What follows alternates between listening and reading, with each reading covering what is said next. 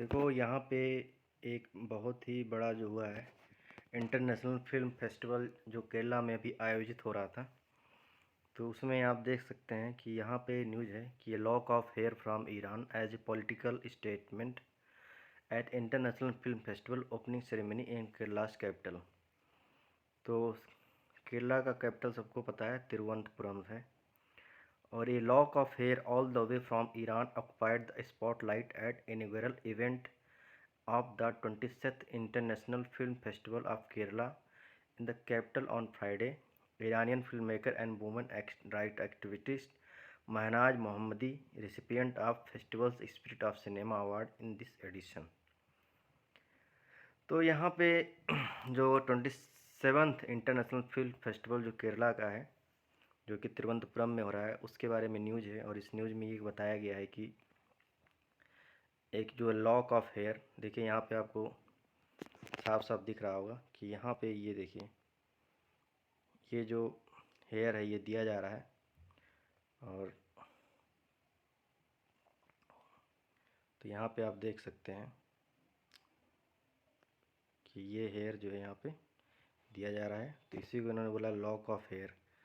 तो lock of hair जो है यहाँ पे इनको दिया जा रहा है, ठीक है।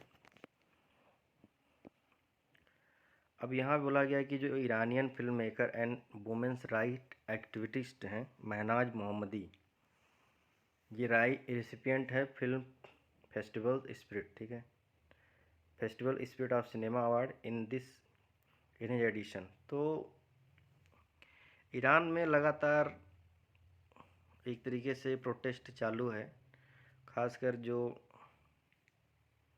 एक कुर्दिश लेडी थी महसा अमीनी, उनकी कस्टोडियल या हॉस्पिटल में जो डेथ हुई उसके बाद से। और यहाँ पे एक बहुत ही बड़ा मुद्दा आया कि महिलाएं क्या पहनेंगी नहीं पहनेंगी वो डिसाइड पुरुष करेंगे। वहाँ पे मोरलिटी पुलिसिंग भी अभी हटा दी गई, वहाँ की गवर्नमेंट ने देखा। अब देखो इसके बहुत सारे एंगल्स हैं। तो इसमें एक एंगल ये भी है कि यूएसए करा रहा है, ईरान के साथ उसकी नहीं बन रही है। देखो आइडियोलॉजिकली अगर देखा जाए तो यूएसए कहीं ना कहीं डेमोक्रेसी को सपोर्ट करता है। तो इस तरह की बातें जब भी होंगी तो यूएसए को सपोर्ट करना ही पड़ेगा, क्योंकि यूएसए आइडियोलॉजिकली डेमोक्रेटिक सेटअप में रहने की बातें करता है। वो इंडिया में भी एक तरीके से जो उनकी माइनॉरिटी की रिपोर्ट आती है यूएस डिपार्टमेंट की, तो उसमें भी वो इवन शाहीन बाग को भी उन्होंने सपोर्ट एक तरीके से किया ही था। तो ये कहा जा सकता है कि यूएसए की तो आइडियोलॉजी है, तो इसको इनकार नहीं कर सकते हम लोग कि यूएसए सपोर्ट नहीं करेगा, यूएसए सपोर्ट ही करेगा। और ऐसी घटना कहीं भी हो, इंडिया में भी होती है तो भी वो सपोर्ट करते हैं। और अभी उनकी फिर एक माइनॉरिटी रिपोर्ट आई है और उसमें उन्होंने साफ साफ कहा कि हम कंसर्न है जो भी इंडिया में हो रहा है, जिस तरह के इंडिया में माइनॉरिटीज़ के ख़िलाफ़ हो रहा है, मुसलमानों के ख़िलाफ़ हो रहा है। तो यहाँ पे भी देखा जाए, चूँकि महिलाएं वहाँ पे सत्ता में नहीं हैं, ज़्यादातर पुरुष ही प्रेसिडेंट बन रहे हैं। मुझे नहीं लग रहा है कि 1979 जो Islamic the so called Islamic revolution की बात की जाती है तो उसके बाद से कोई भी पुरुष जो है वहाँ पे जो हाईएस्ट रैंक है या इस तरह की जो रैंकिंग्स हैं उसमें जो पहुँच पाई हैं। महिलाएं कहीं ना कहीं जॉब में हैं वहाँ पे, पर डिसीजन मेकिंग नहीं है। जॉब में होना और डिसीजन मेकिंग में होना दोनों बड़ी डिफरेंट चीज़ें होती हैं। कई बार जॉब शासन दे देता है, लेकिन आप डिसीजन मेकिंग प्रोसेस में नहीं होते हैं। तो डिसीजन मेकिंग प्रोसेस में नहीं है महिलाएं, ये एक बहुत बड़े मुद्दा है। और अगर होती हैं तो शायद कहीं ना कहीं अंदर से जो उनके सेटअप्स हैं एडमिनिस्ट्रेशन के, उससे आवाज़ आती कि महिलाएं क्या पहनना चाहती हैं, उन पर छोड़ दिया जाए। वो बुर्का पहनना चाहती हैं या बिकनी पहनना चाहती हैं। यहाँ पे एक तरीके से बुर्का वर्सेस बिकनी की लड़ाई हो गई। ईरानियन मीडिया ने भी इसको दिखाया, बहुत सारे इस्लामिक कंट्रीज में दिखाया कि ईरान में बिकनी थोपने की बात हो रही है एक तरीके से देखा जाए, जो यूएसए चाहता है। लेकिन मेरा व्यू है कि महिलाएं जो पहनना चाहती हैं वो पहनने देना चाहिए। पुरुषों को इस मामले में एटलीस्ट तब तक कुछ नहीं बोलना चाहिए जब तक महिलाएं कुछ नहीं बोलती कि आपका ड्रेसिंग सेंस किस तरह का होना चाहिए। अगर आप एक वैवाहिक जीवन में रहते हैं या इस तरह के जीवन में रहते हैं, लिव इन रिलेशंस में रहते हैं, या इवन आप मैं कहता हूँ आपकी गर्लफ्रेंड है और इवन भाई बहन भी अगर आप हैं, तो भी मुझे लगता है कि हमें एक दूसरे का रिस्पेक्ट करना चाहिए।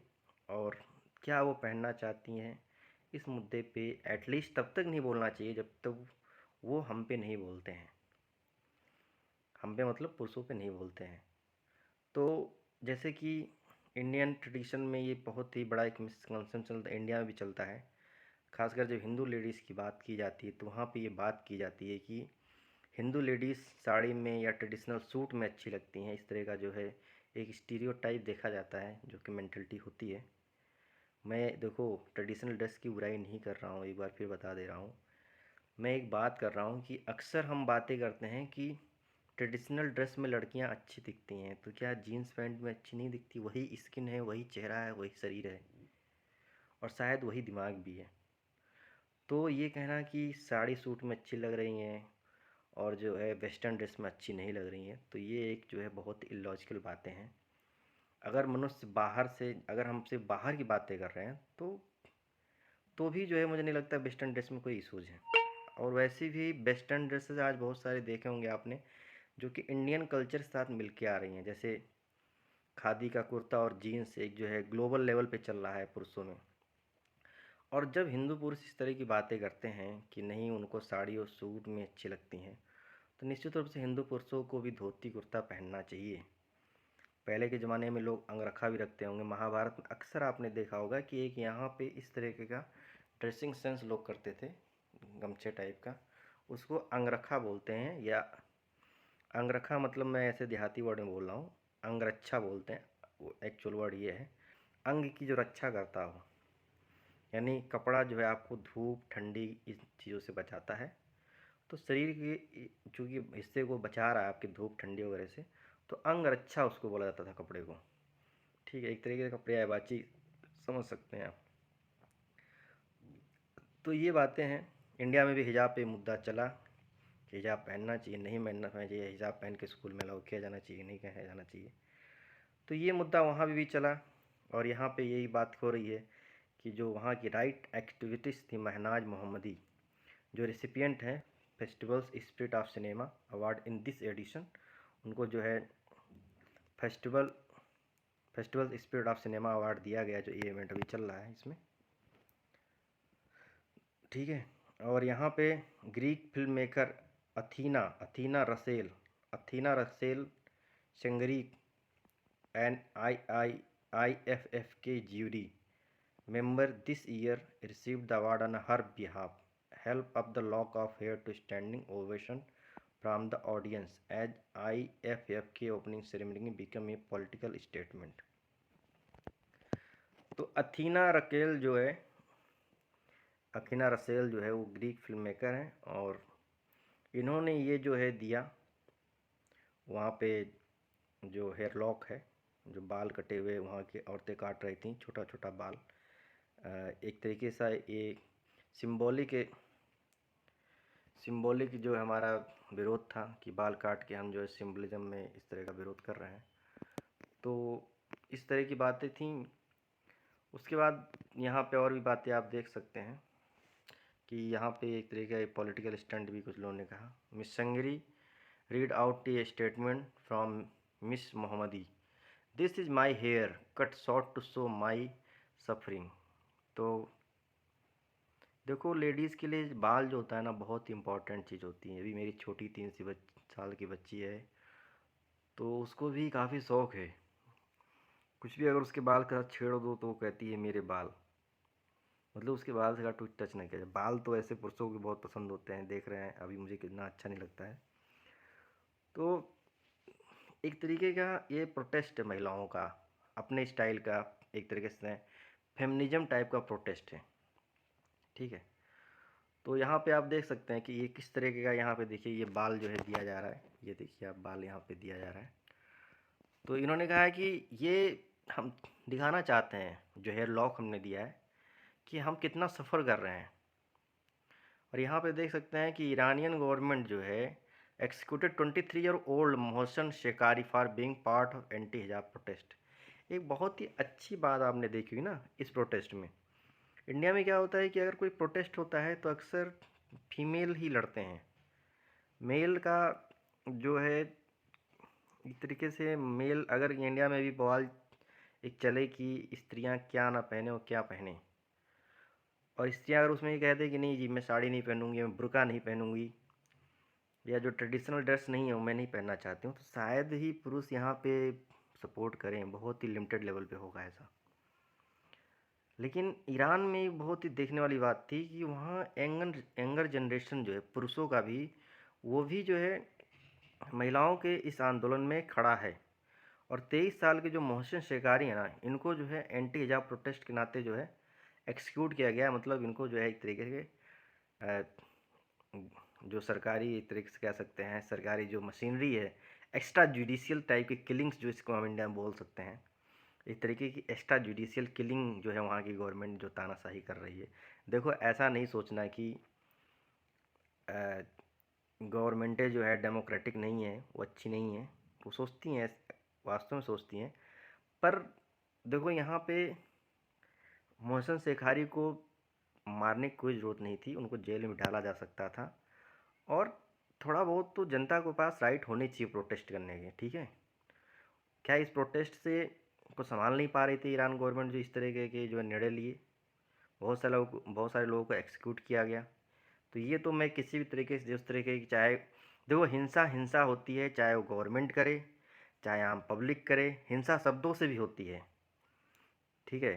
कुतर्क भी एक हिंसा है। इलॉजिकल बातें जब की जाती हैं ना, तो भी वो एक हिंसा ही होती है, चाहे मैं करूँ या कोई और करे। तो हिंसा हिंसा ही रहेगी, उसको कोई डिफेंड नहीं कर सकता, मैं भी नहीं कर सकता हूँ अगर मैं अपने साइड से हिंसा कर रहा हूँ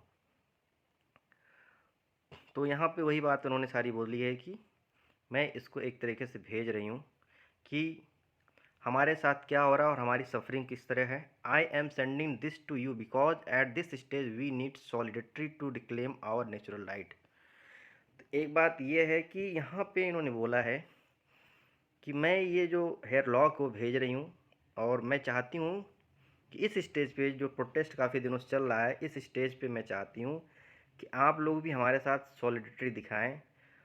और यहाँ पे एक बात और यहाँ गई, टू रिक्लेम और नेचुरल राइट। हमारा ये नेचुरल राइट है कि हम क्या पहनना चाहते हैं, हम हिजाब पहनना चाहते हैं नहीं पहनना चाहती, ये हमारा नेचुरल राइट है, ठीक है। किसी भी व्यक्ति का ये नेचुरल राइट है, वो किस तरह के कपड़े पहनना चाहता है, ठीक है। अगर अयतुल्ला खमीनी का ये नेचुरल राइट है कि वो कलरजी की तरह ड्रेसअप करें, तो एक महिसा अमीनी का भी एक अधिकार है कि वो बिकनी पहन के घूमें।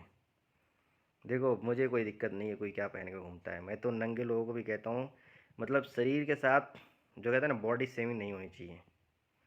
बॉडी बॉडी है, चाहे स्त्री की हो चाहे पुरुष की हो, ठीक है। इसी ना, और जो एक खुले दिमाग का व्यक्ति होगा उसको समझ में आएगा ये बात। Inauguration ceremony earlier in A novel inauguration ceremony, Kerala chief minister Pinarayi Vijayan, तो यहाँ पे आप चीफ मिनिस्टर का नाम भी याद रख सकते हैं, switched on the arc light toward the audience to declare the festival open, ठीक है। He said film festival are be used as a tool for propagation of regressive ideology in an apparent reference to online attack that Israeli film Nathan Lipid, the head of jury at International Film Festival of India, and his fellow jury member had to face after they had called out what they thought was a vulgar propagandist film as a part of official selection. For Kerala, cinema is unrelenting in expressing solidarity with the struggle of humanity against adversity. तो यहाँ पे जो नदाव lipid थे Israeli film maker थे, और वो Indian film जो international film festival जो इंडिया में हुआ था अभी लेटेस्ट में, उसमें एक फ़िल्म गई थी कश्मीरी फाइल, वो कश्मीरी पंडितों पे बनी थी, और उसको लेके नदाव लिपिड का स्टेटमेंट था कि ये फ़िल्म वल्गर है, प्रोपेगेंडा है, इसमें एक तरीके का जो सीरियसनेस कलाकारों को दिखाना चाहिए था वो नहीं दिखाया गया। निश्चित रूप से उस फिल्म में कुछ सीन बहुत ही ज़्यादा मतलब हर्ट करने वाले थे। मेरी तो इतनी हिम्मत नहीं हुई उन सीनों को देखने के बाद जो है कि मैं उस मूवी को देख सकूं। लेकिन सच्चाई है कि उस औरत के साथ ऐसा हुआ था जिस औरत को दिखाया गया था उसमें, और ये सच्चाई है कि कश्मीरी पंडितों के साथ उतना अन्याय हुआ था। नदाव लिपिड को सोच समझ के बोलना चाहिए था, क्योंकि नदाव लिबर्ट इजरायली हैं और जूसों के साथ बहुत बुरा हुआ, हिटलर ने उनके साथ बुरा किया। अगर नदाव लिबर्ट अगर यहाँ तक कहते कि मूवी वल्गर थी तो ठीक था, मैं मानता हूँ कि इस तरह के सीन कहीं ना कहीं दिमाग में बहुत बुरा असर क्रिएट करते हैं, पर प्रोपेगेंडा कहना ना ये बहुत ही गलत स्टेटमेंट था नदाव लिबर्ट का। आप एक सही चीज़ को प्रोपेगेंडा नहीं कर सकते। एक 15% माइनॉरिटी वहाँ की गायब हो गई क्योंकि कश्मीरी पंडित थे। देखो, मुझे कश्मीरी पंडितों से भी कोई बहुत विशेष लगाव नहीं है। कारण साफ है कि कश्मीरी पंडितों के अंदर भी कहीं ना कहीं रेसिज्म है। आर्टिकल 370 की बात लोग करते हैं अक्सर कि नहीं, ये तो भाई कश्मीरी आर्टिकल 370 नहीं होना चाहिए, लेकिन देखा जाए तो ये कश्मीरी पंडित ही जो है आर्टिकल 370 को चाहते थे। ऐसा नहीं कि कश्मीरी पंडितों का इंडिया में योगदान कम है। मिस्टर काव जो राव के एक तरीके से संस्थापक माने जाते हैं, उनका काफ़ी योगदान था राव बनाने में, 1968 में जो राव बनी। ठीक है, तो कश्मीरी पंडितों का काफ़ी योगदान है और सबको पता है कि कश्मीरी पंडित के जो वंश थे वो हूण थे, जो इंडिया में हूण आए थे, मीरकुल हूण सेवाइट थे और शिव की पूजा काफ़ी करते हैं कश्मीरी पंडित। जो मूवी थी उसमें आपने देखा होगा कि अनुपम खेर जी ने शिव जी का चेहरा बनाया हुआ था। तो उसके बाद जब उन्होंने इस तरह का स्टेटमेंट दिया नदाव लिपिट ने, तो उसके बाद काफ़ी उनको भी ईमेल्स आए और इसी में कहा गया कि हिटलर ने बहुत अच्छा किया आपके साथ, यहूदियों के साथ बहुत अच्छा किया इस तरह की किलिंग करके। तो देखो, नदाव लिपिट के साथ भी एक समस्या है। अब्राहमिक रिलीजन में कभी भी आप एक चीज़ मैंने बहुत कॉमन देखी है कि जब भी अब्राहमिक रिलीजन में आपस में टकराहट की बात होती है तो वो एक दूसरे के ऊपर चढ़ने का ज़रूर प्रयास करते हैं, चाहे क्रिश्चियनिटी हो, चाहे इस्लाम हो या यहूदी हो। लेकिन जब भी आउटसाइड की बात होती है तो वो अपने साथ खड़े होना शुरू कर देते हैं। निश्चित रूप से इसमें मुसलमानों को और हिंदुओं को दिखाया गया था एक तरीके से।